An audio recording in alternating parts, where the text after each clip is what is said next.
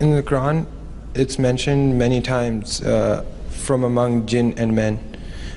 What is the idea of jinn? Like, I understand that they're unseen beings, but no, there are so many meanings of jinn.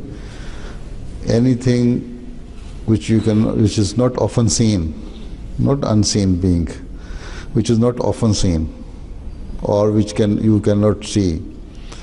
اب جو بڑے لوگ ہیں, جو those who do not mix up with the common people, وہ بھی جن کہلا سکتے ہیں.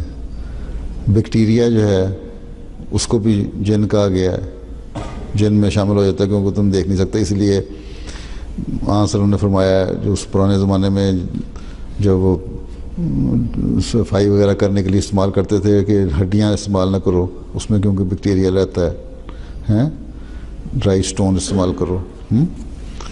اسی طرح بہت ساری ڈیفینیشن ہیں جن کی. جن وہ لوگ بھی تھے جن کا قرآن شریف میں ذکر آیا, 2 جگہ آئے اور بیٹھے, قبیلوں سے لوگ آیا, قرآن کریم کی آیات سنی, تلاوت سنی اور چلے گئے. There are different meaning of جن. ٹھیک ہے.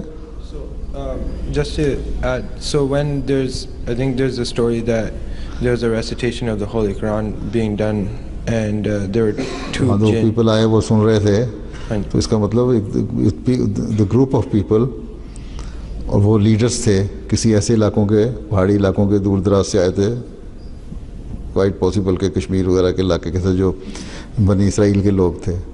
انہوں نے سنا اور انہوں نے اپنی قوم کو جا کے کہا کہ جو نبی نے آنا تھا وہ آ گیا, اور یہ تعلیم ہے. ٹھیک ہے.